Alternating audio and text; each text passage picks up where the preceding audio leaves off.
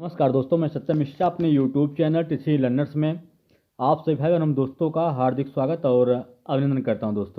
दोस्तों आज इस वीडियो में दोस्तों हिंदी का मैराथन लेके आया दोस्तों, जो कि सीटेट एग्जाम के लिए अति महत्वपूर्ण प्रश्न है। दोस्तों आपका पूरा प्रश्न जो है वो फंसाने की कोशिश की गई दोस्तों, यहीं से आपका प्रश्न बनेगा। ठीक है दोस्तों, पूरा वीडियो शुरू से अंत तक जरूर देखिएगा दोस्तों। चलिए स्टार्ट करते हैं आज का मैराथन क्लास। ठीक है दोस्तों, यहाँ पे सबसे पहले आपके सामने पहला क्वेश्चन आ चुका है। पहला क्वेश्चन देखिएगा क्या कर रहा है कि, ठीक है देखिए यहाँ पे पहला क्वेश्चन, वे कथन जो आपसी व्यवहार में सामान्य रूप से प्रयुक्त होते हैं उन्हें क्या कहते हैं। ठीक है दोस्तों, ऐसे कथन, ये दोस्तों पैडालॉजी पे बेस्ड क्वेश्चन है। कह रहा है कि ऐसे कथन जो आपसी व्यवहार में समान रूप से प्रयुक्त होते हैं उन्हें क्या कहा जाता है। अनौपचारिक कथन, औपचारिक कथन या प्रासंगिक तर्क संगत कथन। तो दोस्तों आपको बता दें कि वे कथन जो आपसी व्यवहार में समान रूप से प्रयुक्त होते हैं उन्हें क्या कहते हैं, अनौपचारिक कथन कहा जाता है। ठीक है दोस्तों, इसका राइट जवाब क्या होगा, ऑप्शन नंबर फर्स्ट इसका राइट आंसर होगा। चलिए दोस्तों नेक्स्ट क्वेश्चन पे चलते हैं।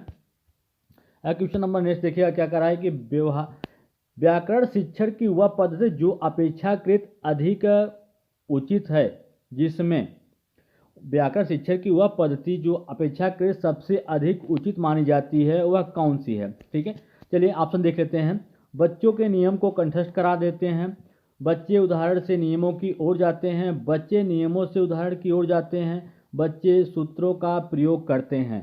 तो दोस्तों व्याकरण शिक्षण की जो सबसे अपेक्षा के सबसे अधिक प्रभावशाली युक्ति या पद्धति होती है वो क्या होती है कि बच्चों को सबसे पहले उदाहरण देना, फिर उससे नियम की तरफ जाना। ठीक है दोस्तों, तो ये पद्धति सबसे अच्छी और बेहतरीन मानी जाती है व्याकरण शिक्षण के लिए। तो इसमें राइट जवाब क्या होगा, ऑप्शन नंबर सेकंड इसका राइट आंसर होगा कि बच्चों उदाहरण से नियम की ओर जाते हैं। ठीक है दोस्तों, तो ये राइट आंसर है ऑप्शन नंबर बी। चलिए आगे चलते हैं नेक्स्ट क्वेश्चन पे। क्वेश्चन नंबर दोस्तों नेक्स्ट देखिएगा, यहाँ पे क्या करा है कि बच्चों में भाषा प्रयोग की दक्षता विकसित करने के लिए आवश्यक है उन्हें सुनने और बोलने की पूरी आज़ादी दी जाए, उन्हें कविताएं याद हों, उन्हें मुहावरे याद हों, वे किसी वक्ता के साथ रहते हों। ठीक है दोस्तों, इसमें दोस्तों जो बच्चों में भाषा प्रयोग की दक्षता विकसित करने के लिए उनको दोस्तों पूरा आज़ादी होना चाहिए कि वो भाषा का प्रयोग कैसे कर सकें। ठीक है, और उनको उस भाषा को सुनने और बोलने की पूरी आज़ादी हो। दोस्तों जहाँ पे याद करना आ जाएगा वो आपका रॉन्ग आंसर वैसे ही हो जाएगा। ठीक है, वे किसी वक्ता के साथ रहने से ही भाषा प्रयोग में दक्षता में विकास नहीं होता है। ठीक है दोस्तों, बल्कि जितना ज़्यादा हम सुनेंगे और जितना ज़्यादा अपनी बात को दूसरे के समक्ष रखेंगे उतना ज़्यादा हमारी भाषा की जो दक्षता है दोस्तों उसमें ज़्यादा विकास होगा। ठीक है, तो इसका राइट जवाब क्या होगा, ऑप्शन नंबर फर्स्ट इसका राइट आंसर होगा, या कह सकते हैं ऑप्शन नंबर ए जो दे रखा है कि उन्हें सुनने और बोलने की पूरी आज़ादी हो। चलिए आगे चलते हैं नेक्स्ट क्वेश्चन में दोस्तों। यहाँ क्वेश्चन देखिए नेक्स्ट क्या करा है कि मोना अक्सर लिखते समय शब्दों के अक्षरों को छोड़ देती है, जैसे पढ़ती को पति, अभिनव को अनव लिखना। इसका सबसे उपयुक्त कारण क्या हो सकता है। ठीक है दोस्तों, एक मोना नाम की कोई लड़की है दोस्तों, या लड़की है, ठीक है, तो क्या करती है कि अक्सर जब भी कोई शब्द या अक्षर लिखती है तो उसमें से कुछ न कुछ वो मिस कर देती है। ठीक है, उसका ऐसा करने के पीछे रीजन क्या है। ठीक है, तो देख लेते हैं ऑप्शन क्या कर रहा है, उसे लिखना रुचिकर नहीं लगता हो, मतलब उसे लिखना जो है वो पसंद नहीं है, ये तो कोई रीजन है नहीं। ठीक है, उसे उसके विचार और लिखने की गति में सामंजस्य नहीं, समस्या न हो। ठीक है, उसके विचारों में अस्पष्टता न हो, उसे मात्राओं का ज्ञान न हो। ठीक है दोस्तों, उसे क्या है कि जब वो पढ़ती को पति लिख देती है या अभिनव को अनव लिख देती है, इसका मुख्य कारण ये हो सकता है कि उसे जो है दोस्तों मात्रा का ज्ञान नहीं है, कि वो मात्रा का प्रयोग सही ढंग से नहीं कर पा रही। इस कारण से वो कभी किसी भी शब्द को लिखते समय कुछ न कुछ गलती कर देती है या कोई न कोई वर्ड उसमें से मिस हो जाता है। ठीक है, तो इसका राइट जवाब क्या होगा, ऑप्शन नंबर सी होगा कि उसे मात्राओं का ज्ञान न हो। चलिए आगे चलते हैं नेक्स्ट क्वेश्चन पे। चलिए दोस्तों नेक्स्ट क्वेश्चन क्या है कि अपनी कक्षा में समावेशी माहौल का निर्माण करने के लिए आप किस बात को सबसे अधिक महत्वपूर्ण मानते हैं।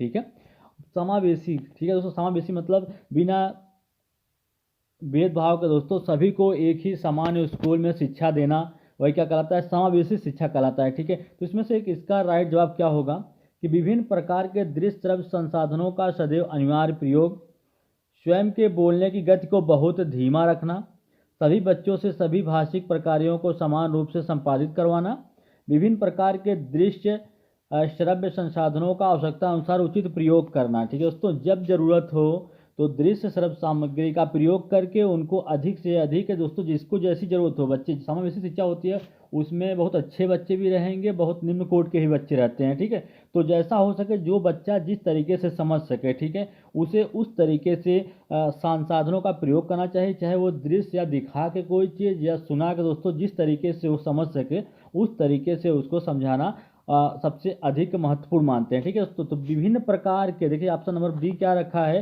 कि विभिन्न प्रकार के दृश्य श्रव्य संसाधनों का आवश्यकता अनुसार उचित प्रयोग करना, यही इसका राइट आंसर होगा। चलिए आगे चलते हैं। क्वेश्चन नंबर नेक्स्ट है दोस्तों, कह रहा है कि हिंदी साहित्य के इतिहास के संबंध में modern vernacular literature of Hindustan किसने लिखा है। दोस्तों एक यहाँ पे इतिहास है और उसका नाम क्या है, modern vernacular literature of Hindustan. इसके लेखक कौन हैं। ठीक है, Garcin de Tassy, John Abraham Grierson, Suniti Kumar, Dhirendra Varma. तो दोस्तों आपको बता दें कि किसके द्वारा लिखा गया है, जॉर्ज अब्राहम ग्रिशन द्वारा लिखा गया है। तो राइट जवाब क्या होगा, ऑप्शन नंबर 20 का राइट आंसर होगा। चलिए आगे चलते हैं दोस्तों। एक चीज़ दोस्तों बता दें, अगर अभी तक आपने मेरे चैनल को सब्सक्राइब नहीं किया है तो मेरे चैनल को एक बार सब्सक्राइब जरूर कर लें दोस्तों। चलिए क्वेश्चन क्या कर रहा है कि सतीश 7वीं कक्षा का विद्यार्थी है, वह निबंध लिखते समय कुंजी या गाइड से रटी हुई भाषा का प्रयोग करता है, इसके कारणों में सबसे कमजोर कारण हो सकता है इसके। दोस्तों एक बच्चा है, सतीश नाम का बच्चा है, वो 7वीं कक्षा का विद्यार्थी है। ठीक है, वह जब भी निबंध लिखता है, निबंध लिखने के लिए कुंजी या गाइड का इस्तेमाल करता है, गाइड से रटी हुई जो भाषा होती है दोस्तों उसी का प्रयोग करता है। मतलब जब भी वो कोई चीज़ लिखता है निबंध, तो सिर्फ जो उसको रटा रहता है वही चीज़ उसमें लिखता है। ठीक है, इसके कारण सबसे कमज़ोर कारण क्या हो सकता है, उसकी लिखित भाषा पर पकड़ नहीं है, उसमें विचार करने का सामर्थ्य नहीं है, सृजनात्मकता लेखन के शिक्षा पद्धति उचित नहीं है, उसकी मौखिक भाषा बेहद कमज़ोर है। ठीक है दोस्तों, इसमें सबसे कमज़ोर क्या है कि आपको बता दें कि इसमें कारणों में सबसे कमज़ोर कारण यही है कि उसकी जो मौखिक भाषा है बेहद कमज़ोर है। Right answer option number D इसका राइट आंसर होगा। चलिए आगे चलते हैं। क्वेश्चन नंबर नेक्स्ट है दोस्तों, कह रहा है कि उच्च प्राथमिक स्तर पर हिंदी भाषा शिक्षण का एक सर्वाधिक महत्वपूर्ण उद्देश्य क्या है। बच्चों में कहानियों को शब्दशः दोहराने की क्षमता का विकास करना, बच्चों को व्याकरण के नियमों को कंठस्थ करा देना। कंठस्थ जैसे आ जाए समझ लीजिए कि वो निगेटिव है, तुरंत उसको गलत काट दीजिए। बच्चों को पाठों के अंत में दिए गए उदाहरणों का अभ्यास करवाना, बच्चों में समझ के साथ पढ़ने और लिखने की क्षमता का विकास करना। ठीक है दोस्तों, उच्च प्राथमिक स्तर पर बच्चा पढ़ रहा है। ठीक है दोस्तों, उच्च प्राथमिक स्तर पर बच्चा चला जाता है तो हिंदी भाषा शिक्षक का सर्वाधिक महत्वपूर्ण उद्देश्य क्या हो जाता है कि बच्चा जो भी पढ़े दोस्तों उसको समझ में आना चाहिए और उसकी जो लिखने की क्षमता है उसका भी क्या होना चाहिए, विकास होना चाहिए। तो राइट जवाब क्या होगा, ऑप्शन नंबर डी इसका राइट आंसर होगा। चलिए आगे चलते हैं। क्वेश्चन नंबर नेक्स्ट देखिएगा, कह रहा है कि भाषा सीखने में सबसे बड़ा बाधक तत्व क्या है। भाषाई प्रयोग के अवसर, इकाई परीक्षण, भाषा में आकलन, पाठ्य पुस्तक। दोस्तों कह रहा है कि सबसे बड़ा बाधक मतलब बाधक जो भाषा सीखने में रुकावट का काम करे उसे क्या कहते हैं, बाधक कहते हैं। ठीक है, भाषा में आकलन करना ही यही क्या कहलाता है, बाधक तत्व कहलाता है। जबकि दोस्तों उसको अवसर देना, इकाई परीक्षण करना या पाठ्य पुस्तक सभी उसमें सहायक होती हैं। ठीक है, जबकि भाषा आकलन क्या होता है, उसमें एक बाधक की तरह कार्य करता है। तो राइट जवाब क्या होगा, ऑप्शन नंबर सी होगा। चलिए आगे चलते हैं। दोस्तों बहुत अच्छी क्लास है आप सभी के लिए, अगर आप देख लेंगे तो सीटेट में दोस्तों आपके लिए लगभग बहुत ज़्यादा मददकारी सिद्ध हो सकता है ये क्लास। चलिए भाषा शिक्षक में होना आवश्यक नहीं है व्याकरण का ज्ञान, सुंदर लेख, विषय एवं मूल्यांकन विधियों का ज्ञान, रसायनों का ज्ञान। ठीक है दोस्तों, यही इसमें होना नहीं चाहिए। व्याकरण शिक्षक है तो उसमें दोस्तों व्याकरण का भी ज्ञान होना चाहिए, उसमें धैर्य होना चाहिए और उसकी जो लिखावट हो दोस्तों, अगर श्यामपट पे कोई चीज़ लिख रहा है तो उसकी जो लिखावट हो दोस्तों वो अच्छी होनी चाहिए। और विषय और मूल्यांकन, किस विषय का किस तरीके से मूल्यांकन करना चाहिए उसका भी ज्ञान होना चाहिए, और विषयों का भी, जिस विषय का वो शिक्षक है दोस्तों उसको भी उस विषय का अच्छी तरीके से ज्ञान होना चाहिए। ठीक है, रसायनों का ज्ञान होना जरूरी नहीं है। ठीक है दोस्तों, यही इसका आंसर होगा। चलिए आगे चलते हैं नेक्स्ट क्वेश्चन पे। क्वेश्चन नेक्स्ट देखिए दोस्तों, गद्य शिक्षण में काठिन्य निवारण किया जा सकता है। ठीक है, चित्र दिखाकर, वस्तु को प्रत्यक्ष दिखाकर, मॉडल दिखाकर, उपयुक्त सभी। दोस्तों बहुत ही अच्छा क्वेश्चन है, लगभग दोस्तों एग्जाम में पूछा जाता है, तो इस बार भी दोस्तों ये क्वेश्चन आपको पक्का मिल जाएगा। ठीक है, गद्य शिक्षण में काठिन्य निवारण किया जा सकता है चित्र दिखाकर, प्रत्यक्ष दिखाकर या मॉडल दिखाकर। तो उपयुक्त सभी इसका राइट जवाब होगा। चलिए आगे चलते हैं। क्वेश्चन नंबर नेक्स्ट है दोस्तों, प्राथमिक स्तर पर कविता शिक्षण उपयोगी नहीं होगा जिसे छात्र जो है सरलता से समझ सकें, जो कविताएं छात्रों के सृजनशीलता को बढ़ाने वाली हों, जो कविताएं अंतर्राष्ट्रीय वादों से संबंधित हों, जिसमें नीति, हास्य एवं वीरता, देशभक्त जैसी भावनाएं निहित हों। दोस्तों आपको बता दें कि जिसे छात्र सरलता से समझ सकें वो तो दोस्तों उनके लिए प्राथमिक स्तर पर बहुत ज़्यादा उपयोगी होंगे। ठीक है, वो कविताएं जो सृजनशीलता को, जो उनकी नए नए चीज़ों को सोच सकने की जो क्षमता का विकास करती हैं दोस्तों, ऐसी कविताएं भी प्राथमिक स्तर पर शिक्षण के लिए बहुत ज़्यादा उपयोगी साबित होती हैं। ठीक है, और जिसमें नीति, हास्य, वीरता, देशभक्ति की भावना निहित हो, ये भी कविताएं जो होती हैं प्राथमिक स्तर के बच्चों के लिए बहुत ही ज़्यादा उपयोगी होती हैं। जबकि दोस्तों जो कविता अंतर्राष्ट्रीय वादों से संबंधित हों, ऐसा इनकी कोई उपयोगिता नहीं है प्राथमिक स्तर पर। ठीक है, तो इसका राइट जवाब क्या होगा? ऑप्शन नंबर सी इसका राइट आंसर होगा। चलिए अगले क्वेश्चन चलते हैं दोस्तों। यहाँ पे दे रखा है कि भाषा सीखने का सही क्रम क्या होता है? बोलना, श्रवण करना, पढ़ना, लिखना। श्रवण करना, बोलना, पढ़ना, लिखना। बोलना, पढ़ना, श्रवण करना या लिखना। श्रवण करना, पढ़ना, बोलना, लिखना। दोस्तों इसमें भाषा सीखने का, भाषा को जो सीखने का सब सही क्रम होता है वो क्या होता है? आपको बता दें कि सबसे पहले क्या होना चाहिए? श्रवण करना, फिर बोलना आना चाहिए, फिर पढ़ना, फिर लिखना। तो इसका राइट जवाब क्या होगा? ऑप्शन नंबर बी इसका राइट आंसर हो जाएगा।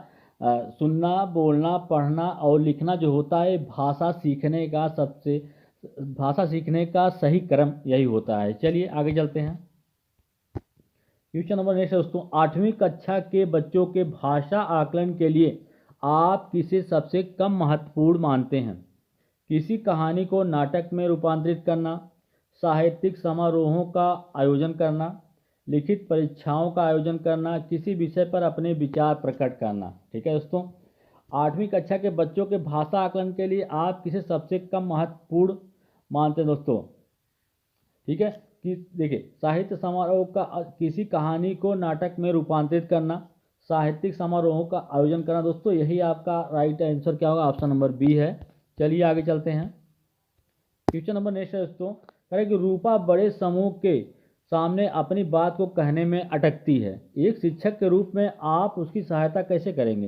दोस्तों रूपा कोई लड़की है, वो क्या करती है, जहाँ पे बड़ा समूह होता है वहाँ पे अपनी बात को कहने में अटकती है। ठीक है, एक शिक्षक के रूप में अगर आप एक शिक्षक हैं तो उसकी सहायता कैसे कर सकते हैं? ठीक है, प्रारंभ में छोटे छोटे समूह में बात करने के लिए भरपूर अवसर देंगे, उसे बार बार समझाएंगे कि बड़े समूह में किस तरह बोला जाता है, उसमें बलपूर्वक आत्मविश्वास उत्पन्न करेंगे। बलपूर्वक देखिए दोस्तों, जहाँ पे दबाव से कोई बात कहने के लिए आ जाए वो आपका नेगेटिव हो गया, वहाँ पे उसको तुरंत काट दीजिए कि इसका आंसर नहीं हो सकता है। उसे हमेशा बड़ों समूह के सामने बोलने के लिए कहेंगे। यहाँ भी दोस्तों दबाव की भावना आ रही है कि उसे हमेशा बड़े समूह के सामने बोलने के लिए कहेंगे, मतलब जहाँ भी ज़बरदस्ती हो रहा है। ठीक है दोस्तों, ये भी इसका नेगेटिव आंसर हो गया।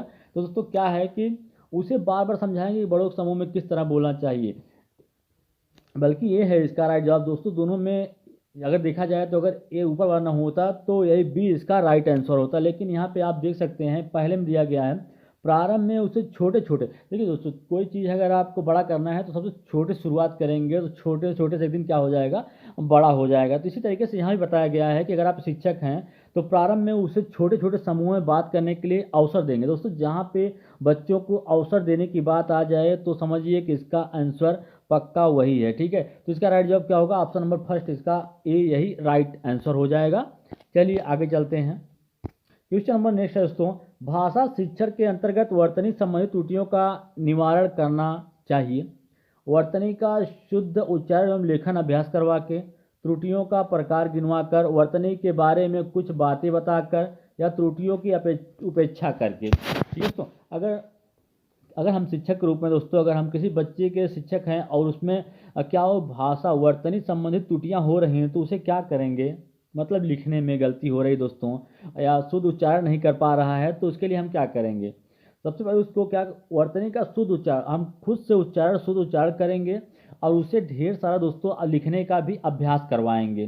जितना ज़्यादा अभ्यास करवाएंगे या उसके शुद्ध उच्चारण करके हम खुद से बताएंगे उतना ज़्यादा उसमें जो त्रुटियां हैं उसका निवारण किया जा सकता है। तो इसका राइट जवाब क्या होगा, ऑप्शन नंबर ए इसका राइट आंसर हो जाएगा। चलिए आगे चलते हैं नेक्स्ट क्वेश्चन दोस्तों। क्वेश्चन नंबर नेक्स्ट देखिएगा, कह रहा है उच्च प्राथमिक स्तर पर भाषा सीखने सिखाने की प्रक्रिया में की उपेक्षा बिल्कुल नहीं की जा सकती है।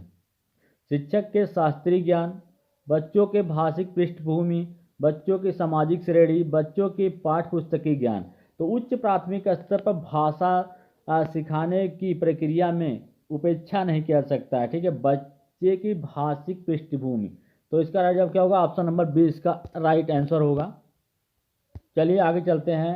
क्वेश्चन नंबर नेक्स्ट है दोस्तों, वर्णों के उस समूह को जिससे कोई निश्चित अर्थ निकाला हो उसे क्या कहा जाता है।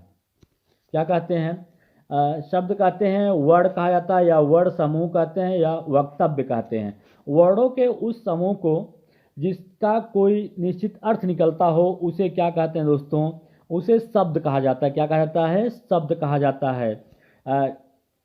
इसका राइट जवाब क्या होगा, ऑप्शन नंबर फर्स्ट या कह सकते हैं ए वाला जो है यही इसका राइट आंसर होगा। वर्णों के उस समूह को वर्ण के उस समूह को जिससे कोई निश्चित अर्थ निकलता हो उसे क्या कहा जाता है, शब्द कहा जाता है। चलिए आगे चलते हैं। क्वेश्चन नंबर नेक्स्ट देखिएगा, कह रहा है कि पियाजे के अनुसार भाषा अन्य संज्ञानात्मक तंत्रों की भांति प्रवेश के साथ के माध्यम से विकसित होती है। अंतःक्रिया, सामंजस्य, अलगाव, टकराव। ठीक है दोस्तों, तो जो पियाजे के अनुसार भाषा अन्य संज्ञानात्मक तंत्रों के भांति प्रवेश के साथ अंतःक्रिया के माध्यम से ही विकसित होती है। पियाजे का दोस्तों, पियाजे का कथन है कि भाषा अन्य संज्ञानात्मक तंत्रों की भांति प्रवेश के साथ अंतःक्रिया के माध्यम से ही विकसित होती है। तो इसका राइट जवाब क्या है, ऑप्शन नंबर ए इसका राइट आंसर है। चलिए आगे चलते हैं। क्वेश्चन नंबर नेक्स्ट दोस्तों, कह रहा है कि निम्नलिखित में से कौन सा मूल दीर्घ स्वर नहीं है, आ, ई, उ, ओ। तो दोस्तों आपको बता दें कि इसमें से जो दीर्घ स्वर के अंतर्गत आते हैं वो क्या है, आ, ई और उ जो है वो क्या है, दीर्घ स्वर हैं, और ओ जो है वो दीर्घ स्वर के अंतर्गत नहीं आता है। ठीक है, चलिए आगे चलते हैं दोस्तों। अगला क्वेश्चन देखिएगा, अगला क्वेश्चन क्या करा देखिए, कह रहा है कि हिंदी में ध्वनियाँ कितने प्रकार की होती हैं। पूछ रहा है कि हिंदी में ध्वनियाँ कितने प्रकार की होती हैं, 2, 4, 8, 10। तो हिंदी में ध्वनियाँ दोस्तों कितने प्रकार की होती हैं, 2 प्रकार की होती हैं। तो इसका राइट जवाब क्या होगा, ऑप्शन नंबर फर्स्ट ही इसका राइट आंसर हो जाएगा कि हिंदी में ध्वनियाँ कितनी होती हैं। हिंदी में ध्वनियाँ 2 प्रकार की होती हैं। आगे क्वेश्चन है कि मात्रा के आधार पर स्वर कितने प्रकार के होते हैं। अगर मात्रा के आधार पर देखा जाए तो जो स्वर होते हैं वो कितने प्रकार के होते हैं। ऑप्शन ए दे रखा है 2, 3, 7, 9। तो मात्रा के आधार पे जो स्वर होते हैं वो कितने प्रकार के होते हैं, 3 प्रकार के होते हैं। ठीक है दोस्तों, ह्रस्व स्वर, दीर्घ स्वर एंड पुलिप्त स्वर, ये 3 प्रकार के होते हैं मात्रा के आधार पे। तो इसका राइट जवाब क्या होगा, ऑप्शन नंबर बी इसका राइट आंसर हो जाएगा। चलिए आगे चलते हैं अगले क्वेश्चन पे। क्वेश्चन नंबर नेक्स्ट दोस्तों क्या कर रहा है कि एक से अधिक वर्णों के मेल को क्या कहा जाता है, अक्षर, स्वर, व्यंजन, अनुस्वार। तो दोस्तों आपको बता दें कि एक से अधिक वर्णों के मेल को क्या कहा जाता है, व्यंजन कहते हैं। ठीक है दोस्तों, तो इसका राइट जवाब क्या होगा, ऑप्शन नंबर सी इसका राइट आंसर हो जाएगा। चलिए आगे चलते हैं। क्वेश्चन नंबर नेक्स्ट है दोस्तों, देखिएगा कह रहा है कि ई ई च छ ज झ आदि उच्चारण किससे होता है? ई च छ ज झ आदि का उच्चारण किससे होता है? कंठ होता है, मूर्धन्य, तालव्य, ओष्ठ। दोस्तों आपको बता दें कि इसका एक फार्मूला होता है इचु ऐसा नाम तालु, ठीक है। तो दोस्तों आपको बता दें इसका उच्चारण किससे होता है? तालव्य से होता है, ठीक है। तो राइट जवाब क्या होगा? ऑप्शन नंबर सी इसका राइट जवाब हो जाएगा। चलिए आगे चलते हैं दोस्तों। क्वेश्चन नंबर नेक्स्ट है। देखिए क्या कर रहा है कि जिनका उच्चारण स्वतंत्रता से होता है और जो व्यंजक के उच्चारण में सहायक हो उसे क्या कहा जाता है? ऐसे शब्द जिनका उच्चारण स्वतंत्रता से होता है और जो व्यंजकों के उच्चारण में सहायक होते हैं उसे क्या कहा जाता है? संज्ञा, स्वर, व्यंजक या विसर्ग। तो आपको बता दें कि जिनका उच्चारण स्वतंत्रता से होता है और जो व्यंजकों के उच्चारण में सहायता करते हैं उन्हें क्या कहते हैं?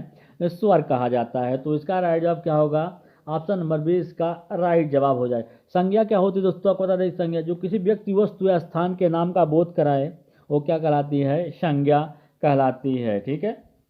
चलिए आगे चलते हैं। अगर पूछ लेता है कभी कभी विसर्ग जो होता है उसका उच्चारण स्थान कहाँ पे होता है? मतलब कंठ होता है, तालु होता है, दंत होता है या ओष्ठ होता है? तो आपको बता दें दोस्तों जो विसर्ग होता है, विसर्ग, इसका उच्चारण स्थान किससे होता है? कंठ से होता है। चलिए आगे चलते हैं। क्वेश्चन नंबर नेक्स्ट है दोस्तों, क्या करा देखिएगा। निम्नलिखित में से कौन सा एक दीर्घ स्वर नहीं है? ई ए आई। दोस्तों इसमें से जो ई है ये इसका क्या होता है? दीर्घ स्वर नहीं होता है, ठीक है। चलिए आगे चलते हैं। क्वेश्चन नंबर नेक्स्ट, चलिए दोस्तों नेक्स्ट क्वेश्चन नंबर नेक्स्ट है। निम्नलिखित में से अंतस्थ व्यंजक कौन सा है? ग, ज, व, श। तो आपको बता दें दोस्तों इसमें से अंतस्थ व्यंजक, आपको पता है कि अंतस्थ व्यंजक कौन से होते हैं? य, व, र और ल जो होते हैं दोस्तों क्या होते हैं? अंतस्थ व्यंजक होते हैं। तो इसमें से आपको समझ में आ गया होगा कि वह जो है इसमें से इसका राइट जवाब ऑप्शन नंबर सी होगा। यही क्या होता है? अंतस्थ व्यंजक होता है। चलिए आगे चलते हैं। क्वेश्चन नंबर नेक्स्ट है दोस्तों, देखिएगा हिंदी भाषा में कुल कितनी लिपियां होती हैं? 44, 48, 52, 56। तो हिंदी भाषा में लिपियों की जो कुल संख्या होती है कितनी होती है दोस्तों? 52 होती है। 52 लिपियां हिंदी भाषा में होती हैं, ठीक है। तो इसका राइट जवाब क्या होगा? ऑप्शन नंबर सी इसका राइट आंसर हो जाएगा। चलिए आगे चलते हैं। क्वेश्चन नंबर नेक्स्ट है, कह रहा है कि हिंदी वर्णमाला में ऊष्म व्यंजक कौन से हैं? श, श, श, त, थ, द, ध, ट, ठ, ड, ढ। इसमें से कोई नहीं। दोस्तों आपको बता दें कि हिंदी वर्णमाला में ऊष्म व्यंजक जिनके उच्चारण करते समय मुख से गर्म हवा निकले बाहर उसे ही क्या कहलाते हैं? ऊष्म व्यंजक कहलाते हैं। तो जैसे स और ह जो है दोस्तों ये क्या होते हैं? ऊष्म व्यंजक के अंतर्गत आते हैं, ठीक है। तो इसका राइट जवाब क्या होगा? ऑप्शन नंबर फर्स्ट इसका राइट आंसर हो जाएगा। चलिए आगे चलते हैं। य, र, ल, व कौन सा व्यंजक? दोस्तों अभी पिछले मैंने आपको बताया पिछले क्वेश्चन में कि य, र, ल क्या होते हैं? अंतस्थ व्यंजक होते हैं, ठीक है। तो इसका राइट जवाब क्या होगा? ऑप्शन नंबर बी इसका राइट आंसर हो जाएगा। चलिए आगे चलते हैं। अगले क्वेश्चन दोस्तों, क्वेश्चन नंबर नेक्स्ट है, कह रहा है कि निम्नलिखित में से कौन सा ऊष्म व्यंजक है? ऊष्म व्यंजक अभी आपको बताया मैंने कि कौन कौन से होते हैं? श और ह जो है दोस्तों ये क्या है? ऊष्म व्यंजक हैं। तो इसमें से दोस्तों ऑप्शन में आपको दिख गया होगा कि कौन सा ऊष्म व्यंजक है। यही आपका ऑप्शन नंबर फर्स्ट जो है यही क्या है? ऊष्म व्यंजक है। चलिए आगे चलते हैं। क्वेश्चन नंबर नेक्स्ट है, जब एक ही ध्वनि का द्वित्व हो जाए तो वह क्या कहलाता है? संयुक्त ध्वनियाँ, युग्मक ध्वनियाँ या संपृक्त ध्वनियाँ या पारस्परिक ध्वनियाँ। तो जब एक ही ध्वनि का द्वित्व हो जाए तो उसे क्या कहते हैं दोस्तों? युग्मक ध्वनियाँ कहा जाता है। राइट जवाब क्या होगा? ऑप्शन नंबर सेकंड इसका राइट आंसर होगा। चलिए आगे चलते हैं दोस्तों। आगे क्वेश्चन है कि अनुस्वार किसका कार्य करता है? विसर्ग का, चंद्र बिंदु का या पंचम वर्ग का या स्वर का? दोस्तों आपको बता दें कि अनुस्वार जो होते हैं ये किसका कार्य करते हैं? ये वर्ग के जो पंचम वर्ण होते हैं, ठीक है, उसका काम करते हैं। पंचम वर्ड दोस्तों आपको पता है जैसे क्या क्या अंगा हो गया दोस्तों, जो उसका किसी वर्ग का जो पंचम अक्षर होता है उसका कार्य कौन करता है, अनुस्वार करते हैं। चलिए आगे चलते हैं। क्वेश्चन नंबर नेक्स्ट दोस्तों करा है कि ए ऐ वर्ण क्या कहलाते हैं। ए ऐ वर्ण क्या कहता है, नासिक्य, मूर्धन्य, ओष्ठ या कंठ तालव्य। तो ए ऐ जो ध्वनियां होती हैं दोस्तों, ये वर्ण क्या कहलाते हैं, कंठ तालव्य कहलाते हैं। तो राइट जवाब क्या है, ऑप्शन नंबर डी इसका राइट आंसर है। चलिए आगे चलते हैं। क्वेश्चन नंबर नेक्स्ट दोस्तों, वह छोटी से छोटी ध्वनि जिसके टुकड़े नहीं हो सकते हैं उसे क्या कहते हैं। वर्ण, स्वर, व्यंजक, मात्रा। तो दोस्तों वह छोटी से छोटी ध्वनियाँ जिसके टुकड़े नहीं हो सकते उसे क्या कहते हैं, वर्ण कहा जाता है। क्या कहता है, वर्ण कहा जाता है। ठीक है दोस्तों, चलिए आगे चलते हैं। क्वेश्चन नंबर नेक्स्ट पे चलिएगा। यहाँ पे क्वेश्चन नंबर नेक्स्ट दोस्तों आ चुका है, कहा कि जिसका उच्चारण ऊपर के दांतों पे जीभ लगाने से हो उसे क्या कहते हैं। ऐसे वर्ड जिनका उच्चारण करते समय जीभ जो है ऊपर के दांत में जाके लगे दोस्तों, उसे क्या कहा जाता है, दंत वर्ण कहा जाता है, नासिक्य, मूर्धन्य या अनुस्वार। तो दोस्तों आपको बता दें कि जिनका उच्चारण ऊपर के दांतों में जीभ लगाने से हो वो क्या कहलाते हैं, दंत वर्ण कहलाते हैं। ठीक है, त थ द ध न जो होते हैं दोस्तों ये क्या कहलाते हैं, दंत वर्ण कहलाते हैं। तो राइट जवाब क्या होगा, ऑप्शन नंबर ए इसका राइट आंसर होगा। चलिए आगे चलते हैं। क्वेश्चन नंबर नेक्स्ट दोस्तों देखिएगा, कह रहा है कि किसी वस्तु को व्यवहार में लाना, इसका आशय किस शब्द से है। उपयोग, अनुप्रयोग, प्रयोग या सदुपयोग। किसी वस्तु को व्यवहार में लाना, इसका आशय किस शब्द से है कि उसका क्या किया जा रहा है, उसका प्रयोग किया जा रहा है। ठीक है दोस्तों, क्या किया जा रहा है, प्रयोग किया जा रहा है। तो इसका राइट जवाब क्या होगा, ऑप्शन नंबर सी इसका राइट आंसर होगा। चलिए आगे चलते हैं। क्वेश्चन नंबर नेक्स्ट देखिएगा, कह रहा है कि निम्नलिखित में से किस शब्द के स्वर व्यंजक संबंधी अशुद्धियां नहीं हैं। आरोग्य, ईसाई, ऊर्जस्वी, आत्सुक्य। दोस्तों आपको बता दें कि इसमें से किस शब्द में स्वर व्यंजक संबंधी अशुद्धि नहीं है, तो क्या है, ऊर्जस्वी। ठीक है दोस्तों, तो राइट जवाब क्या है, ऑप्शन नंबर सी इसका राइट आंसर होगा। चलिए आगे क्वेश्चन है कि देख लीजिए क्या क्वेश्चन है कि जो संज्ञा, सर्वनाम आदि शब्दों से जुड़कर नए शब्दों की रचना करते हैं उन प्रत्यय को क्या कहते हैं। जो संज्ञा, सर्वनाम आदि शब्दों से जुड़कर एक नए शब्द की रचना करें उन प्रत्ययों को क्या कहता है, तद्धित प्रत्यय, कृदंत प्रत्यय, संस्कृत प्रत्यय या अनीय प्रत्यय। तो इनको क्या कहा जाता है, तद्धित प्रत्यय कहते हैं। ठीक है, तो राइट जवाब क्या है, ऑप्शन नंबर फर्स्ट इसका राइट आंसर है। चलिए आगे चलते हैं। क्वेश्चन नंबर नेक्स्ट है दोस्तों, कह रहा है कि जिस समास में पूर्व पद गौड़ तथा उत्तर पद प्रधान हो उसे कौन सा समास कहते हैं। ठीक है दोस्तों, ऐसा समास जिसका पूर्व पद जो क्या हो, गौड़ हो और उत्तर पद जो है वो प्रधान हो, क्या कहलाते हैं, किस प्रकार के समास होते हैं। द्वंद्व समास, बहुब्रीहि समास, द्विगु समास या तत्पुरुष समास। दोस्तों आपको बता दें कि ऐसे समास जिसमें क्या हो कि पूर्व पद गौड़ तथा उत्तर पद प्रधान हो उसे क्या कहते हैं, तत्पुरुष समास कहा जाता है। तो राइट जवाब क्या है, ऑप्शन नंबर डी इसका राइट आंसर हो। और द्विगु समास क्या होता है दोस्तों, जिसका पहला पद क्या हो, संख्यावाचक हो, वो क्या कहलाते हैं, द्विगु समास कहलाते हैं। और द्वंद्व समास क्या होता है, जिसमें दोनों पदों की प्रधानता हो और बीच में योजक चिन्ह लगा हो उसे क्या कहते हैं, द्वंद्व समास कहा जाता है। ठीक है, चलिए आगे चलते हैं दोस्तों नेक्स्ट क्वेश्चन पे। क्वेश्चन नंबर नेक्स्ट है, कह रहा है कि जो सर्वनाम संज्ञा शब्दों के मेल से बनते हैं उन्हें क्या कहा जाता है। विकारी सर्वनाम, अविकारी सर्वनाम, संयुक्त सर्वनाम या संबंधात्मक सर्वनाम। ठीक है दोस्तों, तो जो सर्वनाम संज्ञा शब्दों के मेल से बनते हैं उन्हें संयुक्त सर्वनाम कहा जाता है। क्या कहता है, संयुक्त सर्वनाम कहा जाता है। दोस्तों आपको पता है कि सर्वनाम क्या होता है, संज्ञा, सर्वनाम। जो संज्ञा के स्थान पे प्रयोग होते हैं वही क्या कहते हैं, सर्वनाम कहलाते हैं। ठीक है, तो इसका राइट जवाब क्या, ऑप्शन नंबर सी इसका राइट आंसर है। चलिए अगले क्वेश्चन चलते हैं। क्वेश्चन नंबर नेक्स्ट है दोस्तों कि क्या कह रहा है कि जिस क्रिया से संचालित व्यापार का फल कर्ता को छोड़कर कर्म पर पड़ता है उसे कौन सी क्रिया कहते हैं। अकर्मक क्रिया, सकर्मक क्रिया, द्विकर्मक क्रिया या प्रेरणात्मक क्रिया। तो जिस क्रिया से संचालित व्यवहार का फल कर्ता को छोड़कर कम पड़ता है उसे क्या कहते हैं दोस्तों? और उसे सकर्मक क्रिया कहा जाता है। क्या कहता है? सकर्मक क्रिया उसे कहते हैं। ठीक है, तो राइट जवाब क्या है? ऑप्शन नंबर बी इसका राइट आंसर है। चलिए आगे चलते हैं। क्वेश्चन नंबर नेक्स्ट है कि निम्नलिखित शब्दों में से कौन सा शब्द संबंधवाची है? देव, देवी, दैवी या देवता। तो इसमें से संबंधवाची कौन सा है? देवी जो है, दैवी, ये क्या है? संबंधवाचक है, संबंधवाची है। ठीक है, चलिए आगे चलते हैं। क्वेश्चन नंबर नेक्स्ट दोस्तों देखिएगा क्या कह रहा है कि क्रिया के जिस रूप से क्रिया निष्पादन के समय का ज्ञान हो उसे क्या कहते हैं? पक्ष, काल, भूतकाल या वाच्य कहते हैं। दोस्तों आपको पता है कि वाच्य कितने प्रकार के होते हैं? वाच्य मुख्यतः तीन प्रकार, कर्मवाच्य, कर्तवाच्य और भाववाच्य।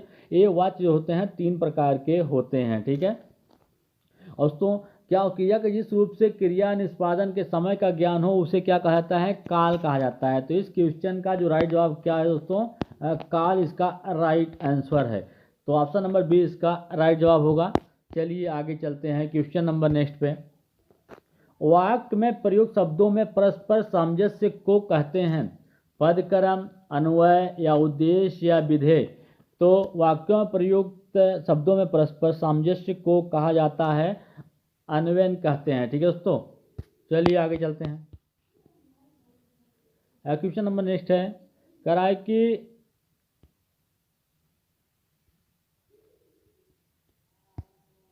निम्नलिखित में से कौन सा शब्द प्रयत्न और उच्चारण के आधार पर व्यंजक का वर्गीकरण नहीं है? उक्षिप्त, पार्श्विक या सघोष या ऊष्म। तो इसमें से दोस्तों आपको बता दें कि निम्नलिखित में से कौन सा शब्द प्रयत्न और उच्चारण के आधार पर व्यंजन का वर्गीकृत नहीं है? तो क्या है? सघोष है। कौन सा है? सघोष वर्ण है। ठीक है, तो राइट जवाब क्या होगा? ऑप्शन नंबर सी इसका राइट आंसर होगा। चलिए आगे चलते हैं क्वेश्चन नंबर नेक्स्ट पे। कह रहा है कि व्युत्पत्ति के आधार पर संज्ञा के कितने भेद होते हैं? 2, 3, 5, 6। तो व्युत्पत्ति के आधार पर संज्ञा के दोस्तों कितने भेद होते हैं? 3 भेद होते हैं। तो राइट जवाब क्या होगा? ऑप्शन नंबर बी इसका राइट आंसर हो जाएगा।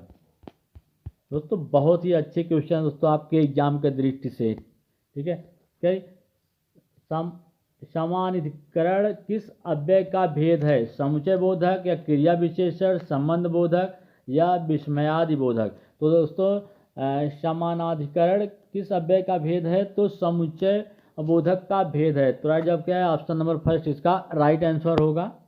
निम्नलिखित में से कौन सा पुल्लिंग शब्द है? निम्नलिखित में से कौन सा शब्द पुल्लिंग है? दीमक, रात, वर्षा, विदुर। दोस्तों आपको बता दें कि इसमें से जो पुल्लिंग शब्द है कौन सा है? विदुर जो लिखा गया है क्या है? पुल्लिंग है, जबकि दीमक, रात, वर्षा सभी क्या है?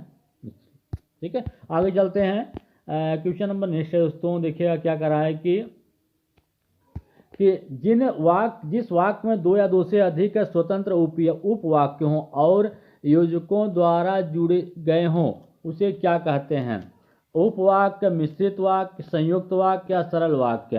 तो दोस्तों इसका राइट जवाब क्या होगा कि जिन वाक्यों में 2 या 2 से अधिक स्वतंत्र उपवाक्य हों और योजकों द्वारा जुड़े हों उसे क्या कहते हैं? संयुक्त क्या कहते हैं? संयुक्त वाक्य कहा है दोस्तों। क्या कहते हैं? संयुक्त वाक्य कहा जाता है। तो राइट जवाब क्या होगा? ऑप्शन नंबर बी इसका राइट आंसर होगा। चलिए आगे चलते हैं दोस्तों। कह रहा है कि बोली का क्षेत्र जब थोड़ा विकसित हो जाता है और उसमें साहित्य की रचना होने पर वह बन जाता है, क्या बन जाता है? ब्रजभाषा, उपभाषा, लिपि या क्षेत्रीय रूप। तो क्या बन जाता है? उपभाषा बन जाता है। चलिए आगे चलते हैं दोस्तों नेक्स्ट क्वेश्चन पे। क्या कर रहा है कि जिन ध्वनियों की गणना न स्वर में की जाए और न व्यंजक में की जाए ऐसे ध्वनियाँ क्या कहलाती हैं? दोस्तों इसमें क्वेश्चन पूछ रहा है कि जिन ध्वनियों की गणना न तो स्वर में हो और न ही व्यंजन में हो तो ऐसे ध्वनियों को किस में गिना जाता है? आगत, उष्म, अंतस्थ या अयोग्य वाह। तो उसको किस में गिना जाता है? अयोग्य वाह में गिना जाता है। तो राइट जवाब क्या होगा? ऑप्शन नंबर डी इसका राइट जवाब हो जाएगा। क्वेश्चन नंबर नेक्स्ट है दोस्तों, कह रहा है कि स्वर तंत्रियों के आधार पर व्यंजकों को कितने वर्गों में बांटा गया है? 1, 2, 3, 4। तो स्वर तंत्रियों के आधार पर व्यंजक को दोस्तों कितने वर्गों में बांटा गया है? 2 वर्गों में बांटा गया है। तो राइट जवाब क्या है? ऑप्शन नंबर 20 का राइट आंसर है। क्वेश्चन नंबर नेक्स्ट दोस्तों, भाववाचक संज्ञा कितने प्रकार के शब्दों से बनती है? 4 प्रकार के, 3 प्रकार के, 5 प्रकार या 6 प्रकार? तो भाववाचक संज्ञा जो कितने प्रकार के शब्दों से बनती है? तो 5 प्रकार के शब्दों से बनती है। तो राइट जवाब क्या है? ऑप्शन नंबर सी इसका राइट आंसर होगा। कह रहा है कि वर्णमाला में दोस्तों, वर्णमाला में स्पर्श व्यंजकों की संख्या कितनी होती है? जो वर्णमाला होता है आपको पता है कि वर्णों के व्यवस्थित रूप को ही क्या कहा जाता है? वर्णमाला कहा जाता है। और वर्णमाला में स्पर्श व्यंजकों की संख्या कितनी है दोस्तों? 25 है, अर्थात कितनी है? 25 है। ठीक है, इसका राइट जवाब क्या होगा? ऑप्शन नंबर फर्स्ट इसका राइट जवाब होगा। क्वेश्चन नंबर नेक्स्ट है दोस्तों कि स्वर ए का उच्चारण स्थान क्या है? कंठोष्ठ है, दंतोष्ठ है, कंठ तालव्य है या ओष्ठ है? तो ए जो है दोस्तों इसका उच्चारण स्थान क्या होता है? कंठ तालव्य होता है। तो राइट जवाब क्या? ऑप्शन नंबर सी इसका राइट आंसर होगा। चलिए क्वेश्चन नंबर नेक्स्ट पे चलते हैं दोस्तों। क्वेश्चन नेक्स्ट, किस स्वर के उच्चारण में दीर्घ स्वर से सभी अधिक समय लगता है? अनुस्वार, अनुनासिक, ह्रस्व या पुलुप्त स्वर?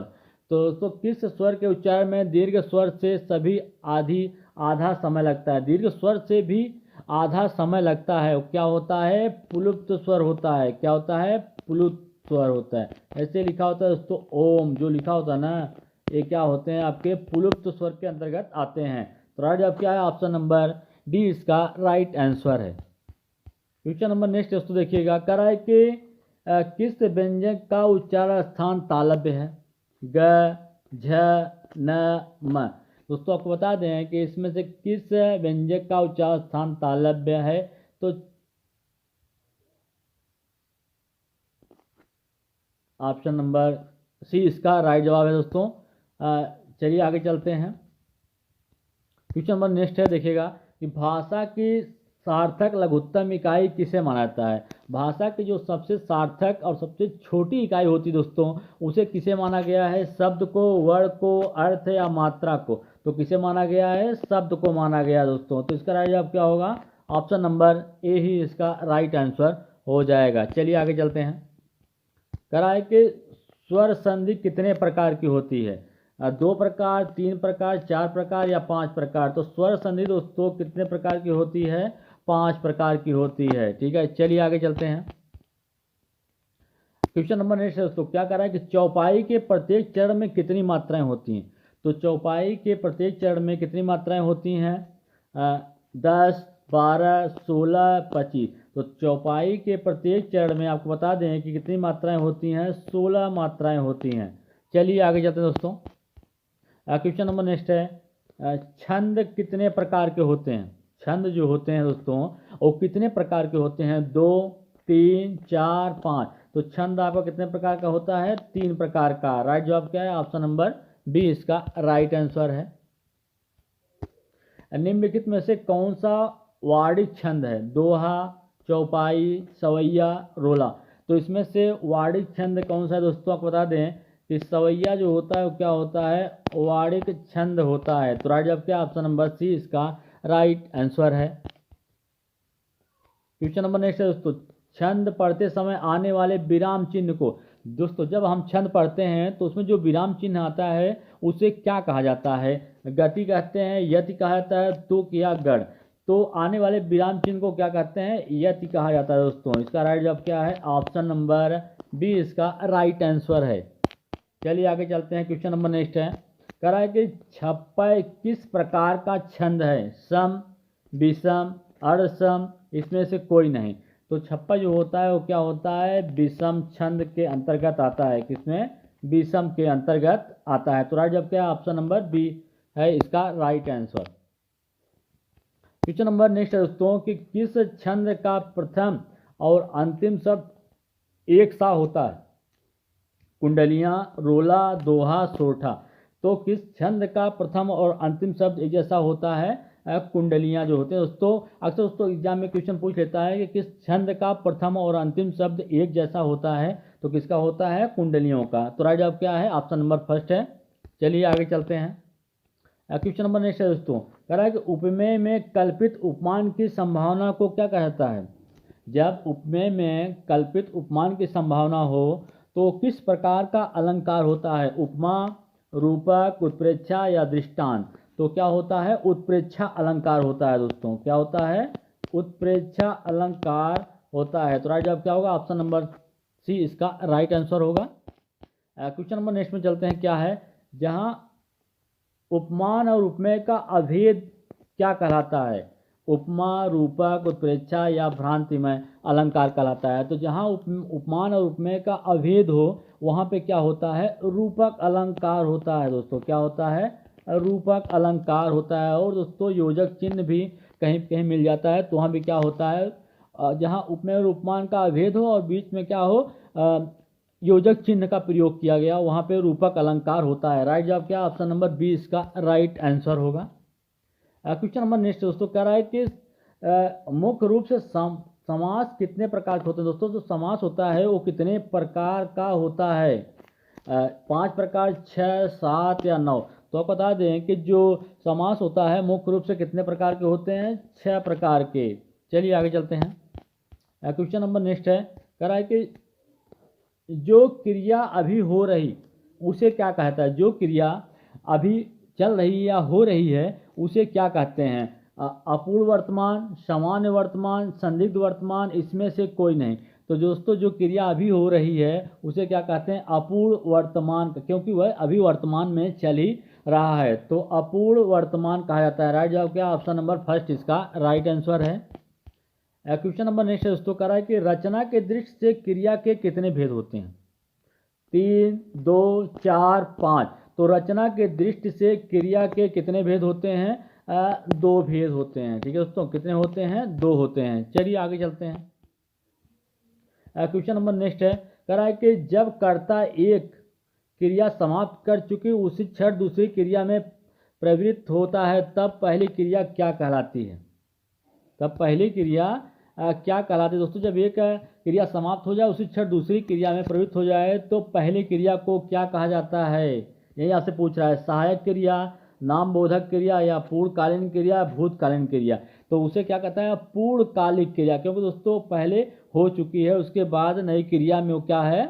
तो प्रवृत्त किया है। तो पहली क्रिया के बारे में पूछ रहा है, तो पहली क्रिया क्या कहलाएगी? पूर्णकालीन क्रिया कहलाती है। राइट जवाब क्या है? ऑप्शन नंबर सी इसका राइट आंसर होगा। दोस्तों नेक्स्ट क्वेश्चन क्या कर रहा है देखिएगा, कह रहा है कि विशेष से क्या कहलाता है? जिस शब्द की विशेषता बताई जाती है वही क्या कहलाता है? विशेष कहलाता है। जिस शब्द के द्वारा विशेषता बताई जाती हुए जिस हेतु विशेषता बताई जाती है इसमें से सभी। दोस्तों आपको बता दें कि विशेष क्या होता है? जिस शब्द के विशेषता बताई जाए वही क्या कहलाता है? विशेष कहलाता है। तो राइट जवाब क्या होगा? ऑप्शन नंबर फर्स्ट इसका राइट जवाब होगा। चलिए आगे चलते हैं। क्वेश्चन नंबर नेक्स्ट है, कह रहा है कि सर्वनाम के, दोस्तों छोटे छोटे क्वेश्चंस हैं लेकिन आपकी परीक्षा के दृष्टि से बहुत ही ज़्यादा महत्वपूर्ण है। सर्वनाम के कितने भेद होते हैं? 4, 5, 6, 7? तो सर्वनाम के कितने भेद होते हैं? 6 भेद होते हैं। चलिए आगे चलते हैं। हिंदी में कुल कितने सर्वनाम, पूछ रहा है कि सर्वनाम कितने भेद होते हैं पूछ लिया, और हिंदी में कुल कितने सर्वनाम होते हैं? सर्वनाम वे होते हैं जो संज्ञा के बदले यूज किए जाते हैं, संज्ञा के स्थान पे प्रयोग किए जाते हैं। ठीक है, सर्वनाम कहलाते हैं दोस्तों। इसमें पूछा है कि हिंदी में कुल कितने सर्वनाम होते हैं? 8, 10, 11, 15? तो हिंदी में कुल कितने सर्वनाम होते हैं? 11 सर्वनाम हिंदी में होते हैं। तो राइट जवाब क्या? ऑप्शन नंबर सी इसका राइट आंसर है। क्वेश्चन नंबर नेक्स्ट दोस्तों पूछ रहा है कि निम्नलिखित में से कौन सा संज्ञा का प्रकार नहीं है? व्यक्तिवाचक संज्ञा, जातिवाचक संज्ञा, देशवाचक, भाववाचक? दोस्तों व्यक्तिवाचक संज्ञा के प्रकार हैं, ये भी सही है, जातिवाचक भी सही है, भाववाचक, देशवाचक कोई संज्ञा नहीं होती दोस्तों, तो यही इसका राइट जवाब हो जाएगा। चलिए आगे चलते हैं। क्वेश्चन नंबर नेक्स्ट दोस्तों कह रहा है कि संज्ञाओं के साथ आने वाले विभक्तियों को क्या कहा जाता है? संश्लिष्ट, विश्लिष्ट या श्लिष्ट? इसमें से कोई नहीं। तो संज्ञाओं के साथ आने वाले विभक्तियों को क्या कहते हैं? विशिष्ट कहते हैं दोस्तों। तो राइट जवाब क्या है? ऑप्शन नंबर बी इसका राइट आंसर होगा। चलिए आगे चलते हैं क्वेश्चन नंबर नेक्स्ट पे। निम्नलिखित में से रचना के आधार पे कौन सा शब्द रूढ़ नहीं है? दीन, आँख, विज्ञान, घोड़ा। दोस्तों आपको बता दें कि रचना के आधार पे इसमें से कौन सा शब्द रूढ़ नहीं है, तो विज्ञान इसमें से रूढ़ शब्द नहीं। तो राइट जवाब क्या? ऑप्शन नंबर सी इसका राइट आंसर है। शब्दांश कितने प्रकार के होते हैं? 1, 2, 4, 8। तो शब्दांश दोस्तों कितने प्रकार के होते हैं? 2 प्रकार के होते हैं। निम्नलिखित में से कौन सा शब्द फारसी नहीं है? खामोश, कबूतर, चिराग, हक। दोस्तों हक एक फारसी शब्द नहीं है, जबकि खामोश, कबूतर, चिराग सभी क्या हैं? फारसी भाषा के शब्द हैं। चलिए आगे चलते हैं दोस्तों क्वेश्चन नंबर नेक्स्ट पे। कह रहा है कि प्रत्येक, यहाँ पे एक शब्द लिखा गया है, प्रत्येक शब्द में कौन सा उपसर्ग लगा हुआ है? दोस्तों आपको बताया गया कि उपसर्गों की संख्या कितनी है? टोटल 22 उपसर्ग हैं। प्रत्येक शब्द में कौन सा उपसर्ग लगा हुआ है? प्रति, एक या इक। तो प्रत्येक में दोस्तों कौन सा उपसर्ग लगा है? प्रति उपसर्ग लगा हुआ है। तो राइट जवाब क्या होगा? ऑप्शन नंबर बी इसका राइट आंसर होगा। चलिए अगले क्वेश्चन पे। क्वेश्चन नंबर नेक्स्ट है दोस्तों, अर्थ के आधार पे शब्द कितने प्रकार के होते हैं? अर्थ के आधार पे शब्द कितने प्रकार के होते हैं? 4 प्रकार के होते हैं। ठीक है, चलिए आगे चलते हैं। क्वेश्चन नंबर नेक्स्ट है, पूछ रहा है कि उद्देश्य और विधेय किसके अंग है? दोस्तों बहुत ही अच्छा क्वेश्चन है, इंपॉर्टेंट है आपकी परीक्षा की दृष्टि से। कह रहा है कि उद्देश्य और विधेय किसके अंग होते हैं? तो वाक्य के अंग होते हैं। किसके होते हैं? वाक्य के अंग उद्देश्य और विधेय होते हैं। तो राइट जवाब क्या होगा? ऑप्शन नंबर फर्स्ट इसका राइट आंसर हो जाएगा। चलिए क्वेश्चन नंबर नेक्स्ट है, कह रहा है कि वाक्य के प्रयुक्त शब्द को क्या कहा जाता है? लिपि कहा जाता है, या पद कहा जाता है, या शब्दांश, या भाषा। तो आपको बता दें कि वाक्य के प्रयुक्त शब्द को क्या कहते हैं? पद कहा जाता है। ठीक है दोस्तों, क्या कहते हैं? पद कहा जाता है। चलिए आगे चलते हैं। क्वेश्चन नंबर नेक्स्ट है कि 2 अलग अलग भाषाओं के मेल से बना हुआ शब्द क्या कहलाता है? 2 अलग अलग भाषा का प्रयोग करके जब कोई शब्द का निर्माण होता है, शब्द बनता है, तो उसे क्या कहा जाता है? तद्भव, देशज, विदेशज, या संकर शब्द। तो दोस्तों आपको बता दें कि 2 भाषाओं से मिलकर बने शब्द को क्या कहते हैं? संकर शब्द कहा जाता है दोस्तों। ठीक है, चलिए आगे चलते हैं। इसका राइट जवाब क्या होगा? ऑप्शन नंबर डी हो जाएगा। आगे चलिए। क्वेश्चन नंबर नेक्स्ट है दोस्तों, कह रहा है कि नीलांबर शब्द में कौन सा समास है? दोस्तों आपको पता है समास कितने होते हैं? 6 होते हैं। इसमें पूछ रहा है कि नीलांबर शब्द में कौन सा समास होता है? तत्पुरुष, द्वंद्व, अव्ययीभाव समास, या कर्मधारय समास। तो नीला है अंबर जो। दोस्तों आपको बता दें कि जहाँ पे आपको जब इस किसी शब्द का विखंडन करेंगे, अगर उसके बीच में है जो या के समान, है जो या के समान शब्द आ जाए दोस्तों, तो वहाँ पे क्या होता है? कर्मधारय समास होता है। तो यहाँ पे नीला है अंबर जो, अर्थात यहाँ पे कर्मधारय समास है। तो राइट जवाब क्या होगा? ऑप्शन नंबर डी इसका राइट आंसर हो जाएगा। क्वेश्चन नंबर नेक्स्ट है दोस्तों, कह रहा है कि किस समास में दोनों पद मिलकर एक नया अर्थ प्रकट करते हैं, वो क्या कहलाता है दोस्तों? बहुव्रीहि समास कहलाता है। तो राइट जवाब क्या होगा? ऑप्शन नंबर फर्स्ट ही इसका राइट आंसर हो जाएगा। चलिए आगे चलते हैं। किस समास में पूछा है कि कौन से समास में दोनों पद प्रधान होते हैं? बहुव्रीहि समास, तत्पुरुष समास, द्वंद्व समास, या द्विग समास। तो ऐसा समास जिसमें दोनों पदों की ही प्रधानता होती है वो क्या कहलाते हैं? द्वंद्व समास कहलाते हैं। तो राइट जवाब जैसे यहाँ पर लिख दिया गया माता और पिता, यहाँ बीच में दोस्तों योजक चिन्ह लग गया। यहाँ पे क्या होता है? दोनों पदों की ही प्रधानता है, तो ये क्या कहलाएगा? द्वंद्व समास कहलाएगा। राइट जवाब क्या है? ऑप्शन नंबर सी है। चलिए आगे चलते हैं नेक्स्ट क्वेश्चन पे। कह रहा है कि जिस समास में कोई पद प्रधान नहीं होता उसे क्या कहा जाता है? द्विगु समास, बहुव्रीहि समास, तत्पुरुष समास, या द्वंद्व समास। तो जिस समास में कोई पद प्रधान नहीं होता है वहाँ पे बहुव्रीहि समास होता है। तो राइट जवाब क्या होगा? ऑप्शन नंबर बी होगा। और जिस समास का पहला पद संख्यावाचक, वहाँ पे क्या? द्विगु समास होता है। और जिस शब्द में दोनों पदों की प्रधानता होती है वहाँ क्या होता है? द्वंद्व समास होता है। चलिए आगे चलते हैं। क्वेश्चन नंबर नेक्स्ट दोस्तों, कह रहा है कि विशेषण और विशेष के योग से कौन सा समास बनता है? द्विग समास, कर्मधारय समास, द्वंद्व समास, तत्पुरुष समास। तो विशेषण और विशेष के योग से बनने वाले समास को कर्मधारय समास कहा जाता है। अगले क्वेश्चन चलते हैं दोस्तों। क्वेश्चन नंबर नेक्स्ट है, कह रहा है कि निम्नलिखित में से कौन सा समास नहीं है? अव्ययी भाव समास, कर्म कारक समास, द्वंद्व समास, बहुब्रीहि समास। तो कर्म कारक नहीं होता, जबकि दोस्तों क्या होता है, कर्मधारय समास होता है। तो यही इसका राइट जवाब हो जाएगा कि कर्म कारक कोई समास नहीं है। चलिए आगे चलते हैं क्वेश्चन नंबर नेक्स्ट पे। कह रहा है कि बचपन कौन सा शब्द है? बचपन शब्द दिया गया, पूछ रहा है कि कौन सा शब्द है? क्रिया विशेषण है, सर्वनाम है, संज्ञा है या विशेषण है? दोस्तों आपको बता दें कि बचपन जो है क्या है, संज्ञा है। चलिए आगे चलते हैं क्वेश्चन नंबर नेक्स्ट पे। कह रहा है कि उपमान और उपमेय का अभेद क्या कहलाता है?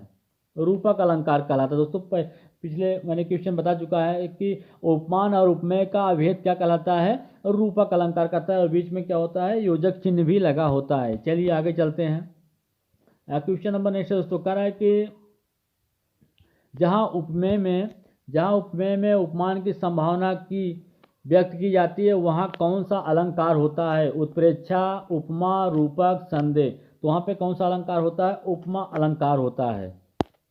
चलिए क्वेश्चन नंबर नेक्स्ट पे चलते हैं। कह रहा है कि जहाँ बिना कारण के कार्य का होना पाया जाए, वहाँ पे कौन सा अलंकार होता है? विरोधाभास, विशेष युक्ति, विभावना या भ्रांतिमय अलंकार।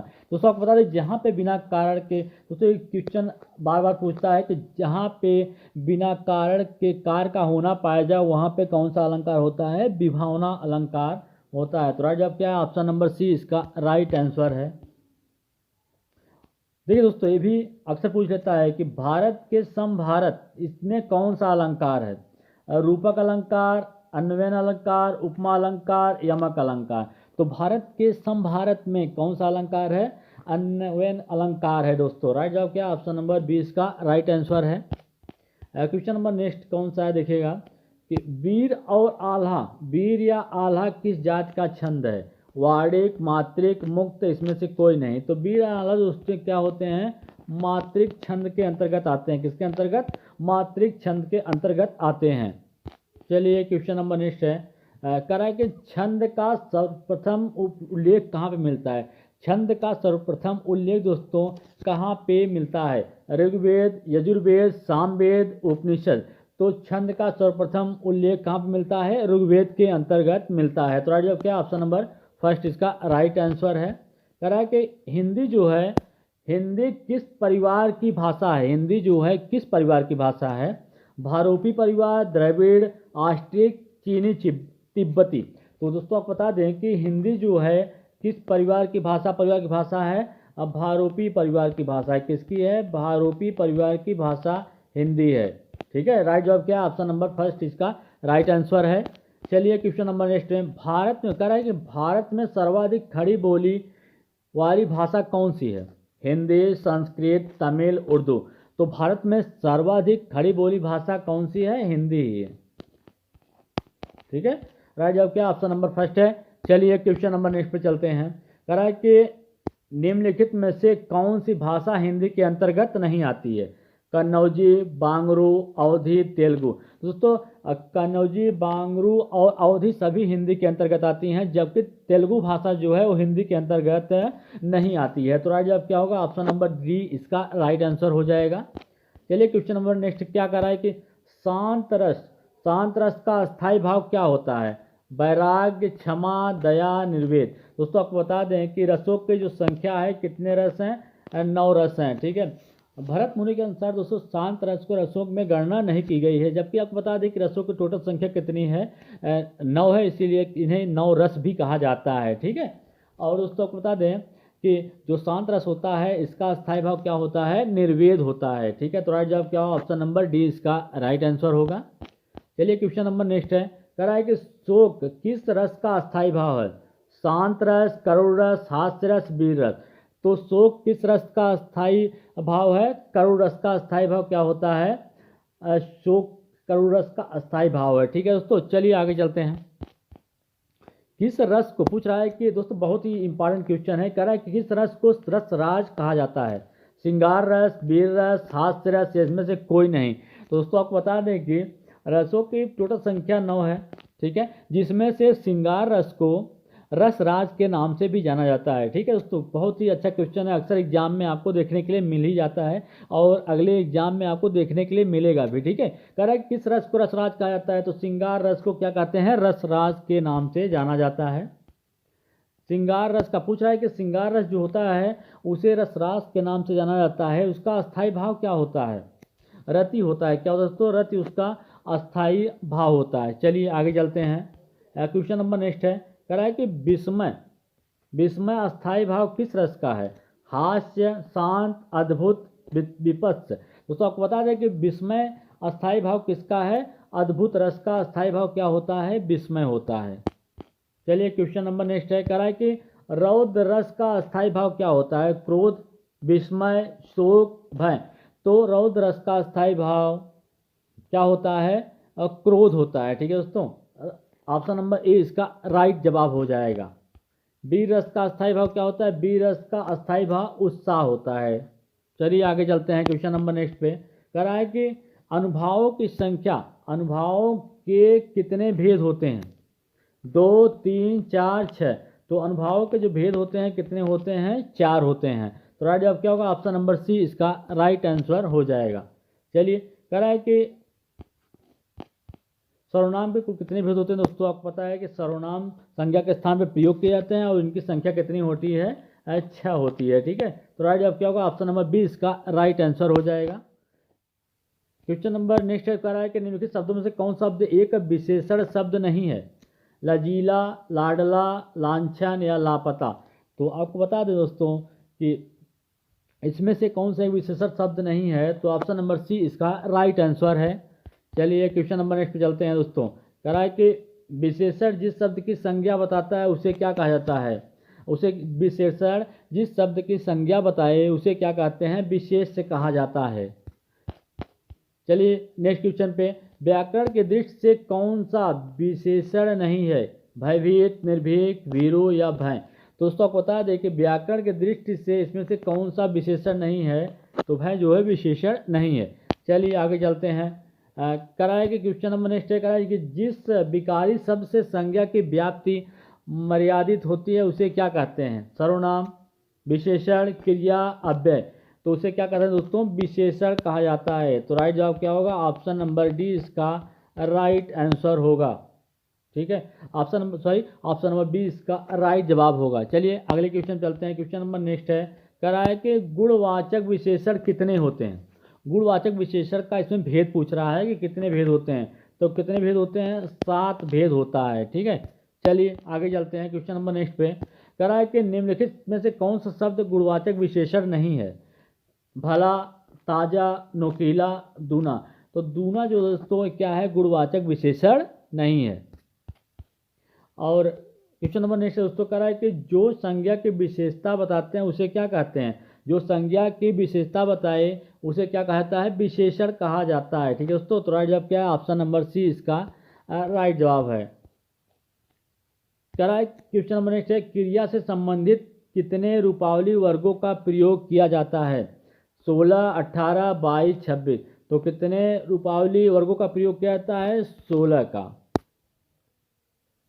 ठीक है दोस्तों, आज के लिए इतना ही दोस्तों। ये मैराथन क्लास पूरा वीडियो देखिएगा दोस्तों शुरू से अंत तक, और आपके सीटेट एग्जाम में दोस्तों बहुत ही ज़्यादा मददकारी सिद्ध होगा। ठीक है दोस्तों, अगर अभी तक आपने मेरे चैनल को सब्सक्राइब नहीं किया है तो मेरे चैनल को एक बार सब्सक्राइब जरूर करें दोस्तों, ताकि मेरे द्वारा डाले गए प्रत्येक वीडियो का नोटिफिकेशन आपको मिलता रहे दोस्तों। सब्सक्राइब करिएगा और बेल आइकन दबाना ना भूलें दोस्तों।